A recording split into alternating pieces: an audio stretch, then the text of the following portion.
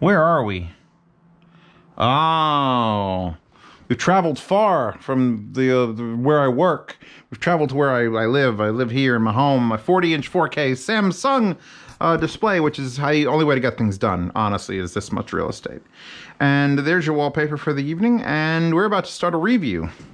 In fact, we're going to start a review with 19 minutes and 50 seconds on the clock for reasons. We're starting reasons. There's that, and then there's this, and this is the next one after the ODAC. I did the ODAC and the O2 immediately after each other, and that's strange because I don't remember how I got those things. Pretty sure I think I borrowed the O2 from someone, and I bought the ODAC. ODAC was my only DAC for a long time, and then he was used in the living room here for a while.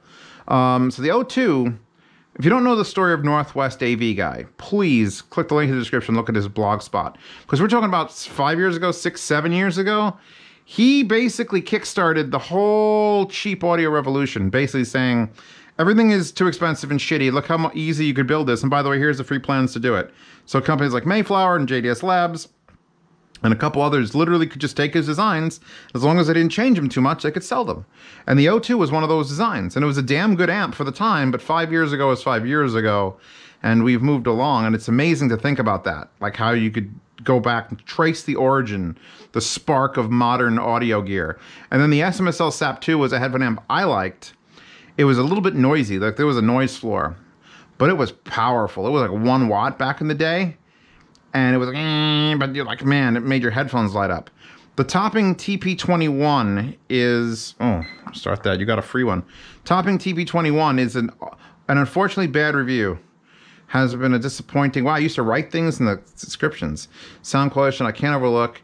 I don't remember what it was. You guys can go back and watch the Topping TP21. Obviously, you know what? That was probably the first Topping product I ever reviewed, and it left a bad taste in my mouth, and they've come so fucking far. The new E30 DAC is like amazing. And the new, I mean, basically I just crowned the Topping A90 as the best headphone amplifier you can buy.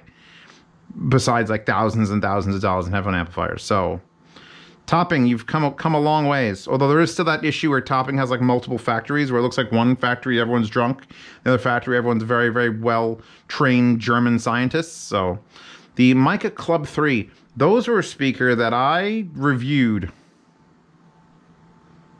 And they are currently $40. So I mean, back in the day, that was before the Covo S's, the Club 3s. I think No Audiophile did like a stack with those and something else, and he made like, was it the Covos in those? Made like a little super tower. So I don't think they sell Club 3s anymore, so that's sort of irrelevant. The nearest thing is going to be the Covos, and just get the RB42s and be done with it. Oh, the Yamaha NS6490s, the big bastards. Which means I should have had the one where I found them in the garbage first. Because I found those ones in the garbage first, then reviewed those in the garbage, then reviewed these. I may have never imported that video to this channel.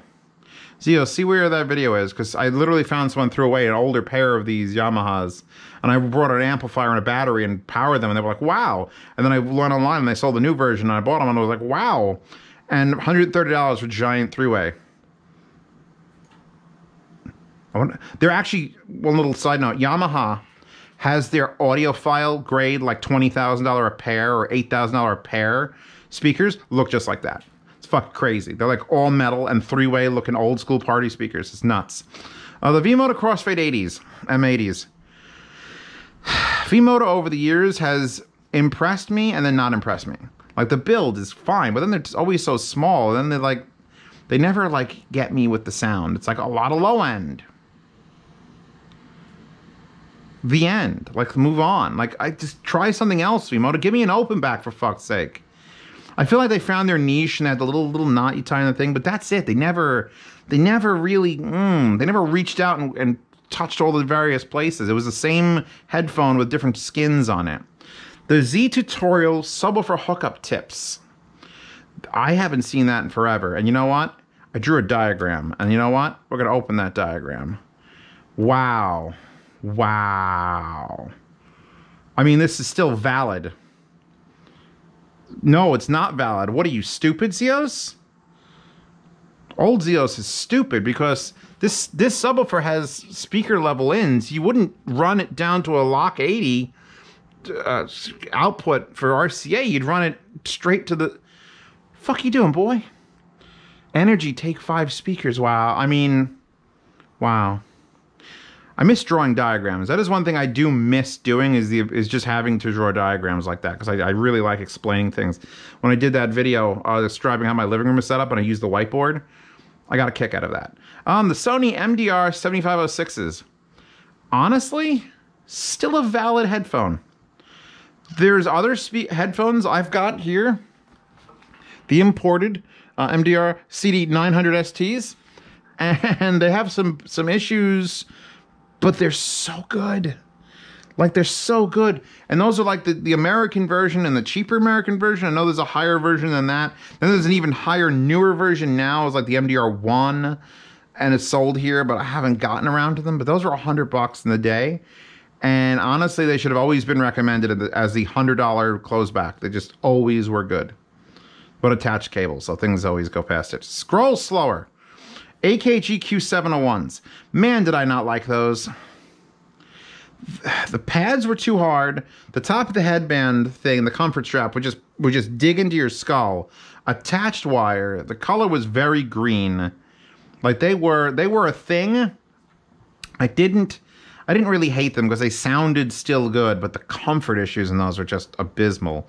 K712s, I really like. That was a perfect AKG feeling headphone. Perfect sound quality for AKG was perfect. So Q701s, no. K712s or K7XXs on drop. It's basically a K712 for cheaper with slightly different tuning. And why do I have the well, I did a separate sound demo versus the review for the Sony. Moving on. The AKG Q701 Quincy Jones. Oh, am I going to start to skip sound demos? Oh my God, I forgot I did this. Z reviews music, just in general, with loudness war and recording qualities. It was a discussion using the waveform seek bar, just talking about how music is shit. Like, recording quality is shit and how things being loud is not better. And I remember that rant. That was 35 minutes. That was like the longest video I'd ever made, and people liked it.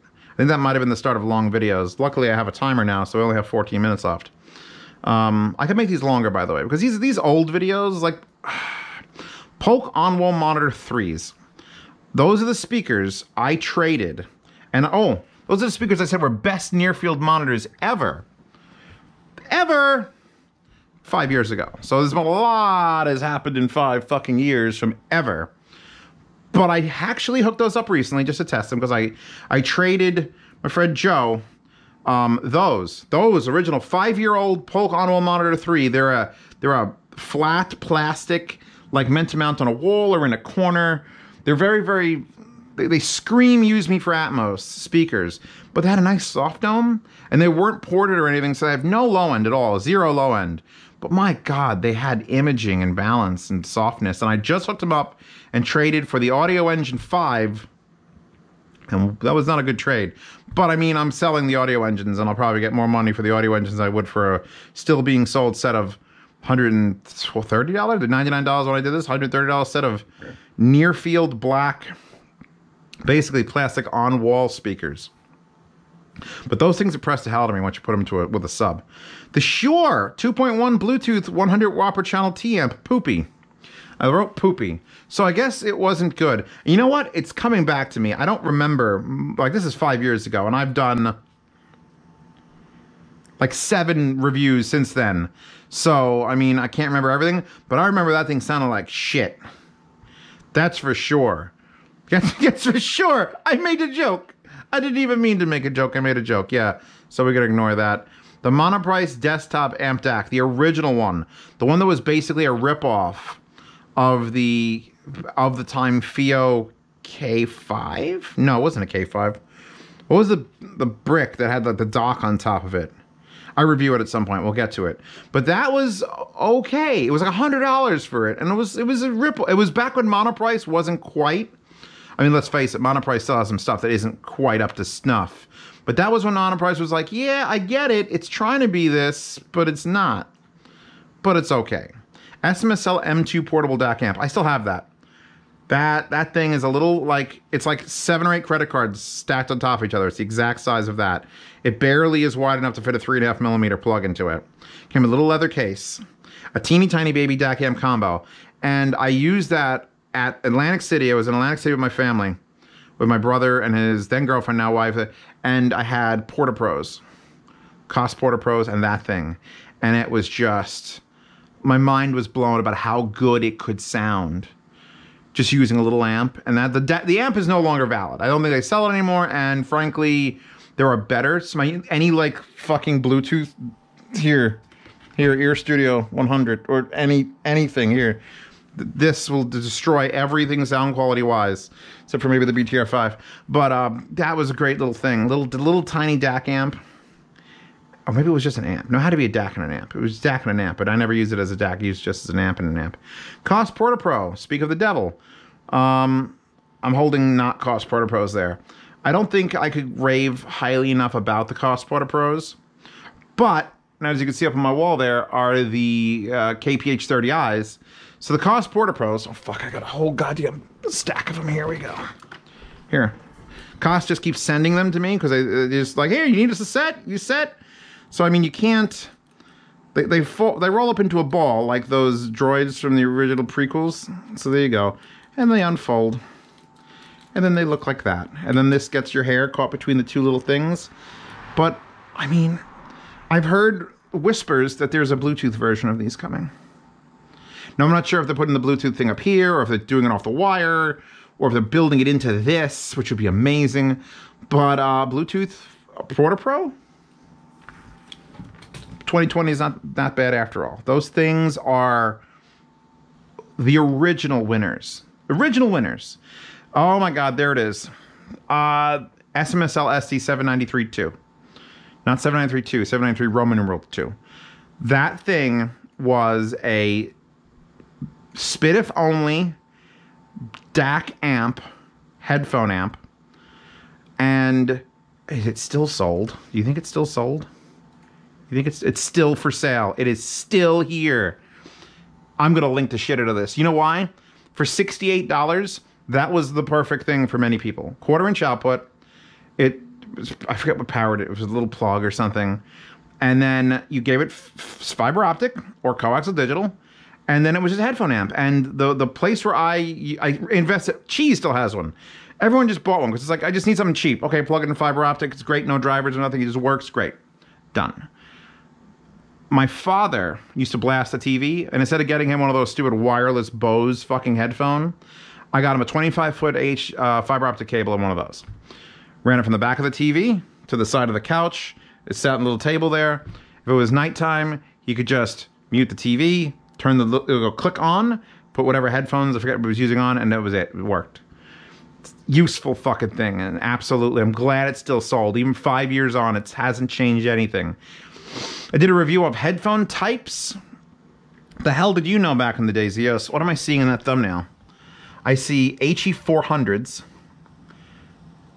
Another set of HiFimans, the 350s that I bought. That looks like 770 Beyerdynamics. And sound appeals? What are those? We'll get to it. I'm sure I have the reviews coming up because I wouldn't have skipped it. The NuForce UDAC 2. I'm sorry, I have to click a link. I have no idea what that is. Oh, that thing. That thing got shit on by every... In fact, that was going back to Northwest AV guy, who was complaining that this being a DAC with USB in, coaxial in, left and right audio out, and then a volume knob, and then a headphone, they basically tuned it by ear, and they told him they tuned it by ear. And it measured terribly. And everyone was like, ugh. Now there's a newer version of this model. There's also the UDAC 3. And apparently there's a UDAC 5. It's $100. I should buy one of these. I should see if it comes along, if it still works. I mean, they can't even... They've photoshopped it onto a bench. I don't trust companies that can't put their item on a bench and take a picture.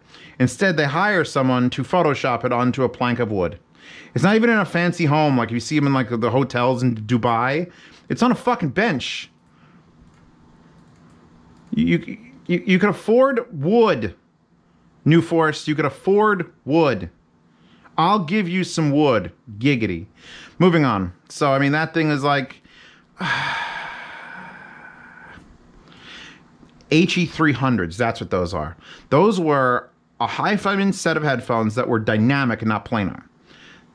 I can't think of 300 and 350 were the only ones that were never planar.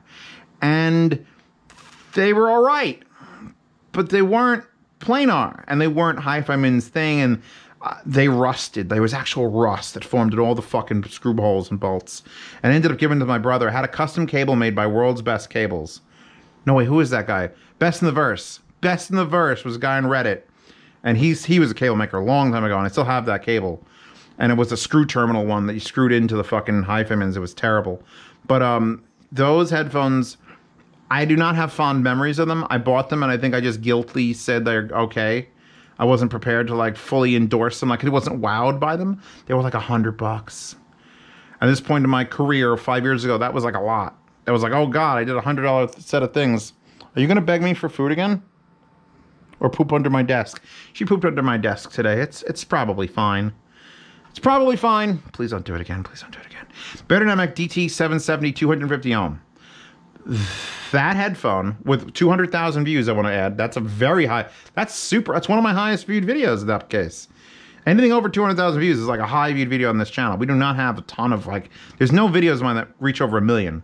Highest is like a subwoofer review at 800,000. But at 200,000 views for the 770 250 ohm, those things were V-shaped as all hell, but wide. So dark. So like bass and then like treble. And then the mids sort of faded away. But they faded away. Like you had this. I remember waiting in the emergency room. I forget who was there. My father, but someone was there. And I was testing those at the time. And I brought them to the emergency room. And I don't remember what player I would have had. Probably an old Koan player. I remember just putting them on, having them be in that waiting room, being like, you know what, this isn't half bad. Or just listening to the sounds. I've listened to other pairs since then. I don't think any of them in 250 ohm. And that's sad because the 250 ohms were the best. Just like the new Berdynamic 800s are only great if they're 600 ohm. 880s are only great at 600 ohm. Those are only great at 250 ohm. And there's a sound demo, hi-fi sound demo, HiFiman 300 and 400. I talked about the 300 already. The 400, a very, very interesting set of headphones. They were the first planar, like the big planar that I've ever done. And my God, could they attack you. HiFiman back in the day were, and I'm going to repeat something I said in the video of that and the 500s, Tiger Blood crazy. Before Tiger King was a thing, when Charlie Sheen got AIDS and he was like, I got Tiger Blood. Like that level of like, holy fuck, intense sound in my face. I'm sure it didn't measure well at all. But the HiFiman HE-400s and the HE-500s, I almost wish I had a set. My friend who builds tube amps has a set of HE-400s modified with bigger pads and took the backing out, and he still to this day says they are the widest sounding headphones he's ever owned. So there's like a lot of potential and energy inside of that. The topping VX1 amp, Z-wires. Oh, I built my own speaker cables for that. Another topping amp has taken topping off my shit list, thanks to the TP21, and put it on my getting there list. So already, they went from one amp that was bad to this amp that was decent. And I remember that amp because it had a bright blue LED behind the volume. Like this has a blue LED in it, but that had like the brightest blue LED, and it was just oppressive. I felt oppressed by it. But I don't think they sell this anymore. There's new topping. That is a speaker amp and headphone amp. You know what? I'll link in the description whatever I can find that is the exact same, like 50,007 views, like model. I know the topping MX3 is a good speaker amp. And I know that there are some headphone amps, but I don't know if there's any combos that I recommend currently. Pioneer BS21 and BS22. The Andrew Jones Pioneer line from back in the day were interesting. Super well built, sexy as hell. The BS21s were too bright, and the BS22s were too dark. There was like a weird, like they did things off, but you couldn't say no. They were too cheap, too well built. They did enough for a 4-inch that like you didn't care. They were like, everyone's like, I got a really nice set of speakers, and they were Pioneer BS21s or 22s. And I love that I have them both at the same time. I don't remember how that even happened. I was buying these things at that. Just buying everything. Spending every penny I saved on speakers to review. 2 sound demos, BS22 on its own.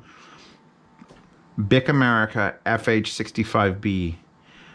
And that was look for sale on my AV Exchange. That's when I first created AV Exchange on Reddit. I probably sold them. Bic America FH65B were a very, very horn bass. Were they front port? No, they were rear port. Those were like legitimate home theater speakers. And because they screamed at you. And I still like Bic America. I haven't reviewed anything of theirs in years. Years and years and years. And it's sad because I think they probably have something out there that like the Bic F12 sub I did like 2-3 years ago. And it still holds up. I mean, it's not like a world-ending sub, but for the price, it's like you can't make your room shake for less. You got to go up to like a $300 sub like the Emotiva if you're going to get like a better quality small sub. So Bic, they did like an MTM that I didn't touch that for a bit. Oh, God. I was super impressed by the FH65Bs. Like the big metal, they were pretty looking. You can just look all these things up, by the way. And I'll have links to the description if I'm still recommending it, and I am still recommending those. FiiO E10k. Hey, look, we're here. We didn't even leave the year, and we already got to the FiiO E10k. Last episode was the FiiO E10. So a small, powerful, amazing features of the price, well built, slightly sterile without the bass boost. That was a problem with the K. The 10, I didn't know any better. It was 10. This with the bass boost felt like with the bass boost off, it was meh. With the bass yeah, I'm gonna give myself another few minutes. With the bass boost on, it was like, woo, that's got a lot of bass and actually life to it. When you turn off the bass boost, it was meh.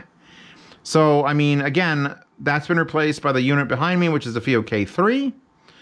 So that means they went from the FiiO E10 to the E10K to straight to the K3. And the K3 is like last year. So that's a 4-year gap they ran on the E10K. And I'll just get through with this FiiO, yeah. The FiiO E09k was a little portable amp with a screen. And it was a portable DAC amp with a screen, and no one needs that, really. I mean, I guess the Monoprice THX is a portable DAC amp with a screen. But that had like menus to go through, like you didn't need that. And that was plugged into the E17, which was the brick that I was talking about, that I said, oh, the Monoprice made one, but it was just a brick. It was the FiiO E09k and the E17, unless I'm backwards. Is the E09k the big one? That might be the way. I might be fucking wrong. E09k, I think, was the big brick, and the E17 was the little portable player. Unless I'm wrong there, too. I don't know. It doesn't matter. I'll link whatever You know what? I'm not recommending those. This is going to be the names written in the description. If you're really interested, you look those shit up. And then there's the actual review of the Bic F12s. And next episode, we'll start on the Dayton B662 Airs, and I know you're all concerned about those, so we'll go to those in a second. But right now, thank you for stopping by. If you like these videos, tell me. The support links are a pinned comment on the top, and you get to see these videos early. Although these videos really, I don't think the patrons like need them a week early, so I might just slide them out publicly. This way everyone can enjoy them together. You want to do premieres more often? Because I kind of like doing premieres, but people get confused when it's like playing and they can't jump to the beginning without losing where everyone is. So support links down there. Patreon subscribe star. Thank you very much. Keeping me fucking with the lights. These lights ain't free. And I thank you all for joining and helping me buy things to fucking review and keeping that fan spinning. See these reviews early. Enter the yard sales. Almost nothing in these videos is in the yard sales. I'm not selling the girls, so, you know. But every month, 1st to the 10th, I get rid of things. If this video comes out before June, which it probably won't, those triangle thetas, I'm putting those in the yard sale. They said, can you sell them and we'll give the money to charity? And I'm like, yes. So join my Patreon for $5 so I can give the money to charity. Makes perfect sense. Anything else? Check out Hi-Fi Guides and Hi-Fi Guides forum. I don't have the tabs open or I'd show you. But the forum is lively, and Hi-Fi Guides is always being improved and things added to the list. And if something's messed up, message me on whatever service you feel comfortable messaging me. I'll usually check it out. Or DMS. DMS3TV also has control of that site and can edit things. So yeah, let me minimize this again now. Back to her. So that's your lovely wallpaper. Girl with a Mac 10. Or an Uzi. I think it's Uzi or Mac 10. There's a big fight what that is. I think it's a Mac 10. But yeah, she's cute. And I'm going to have to change this background now because I'm going to do another one of these right back to back. And we'll talk about the B662 Air. Until next time, Zeos Pantera. Peace.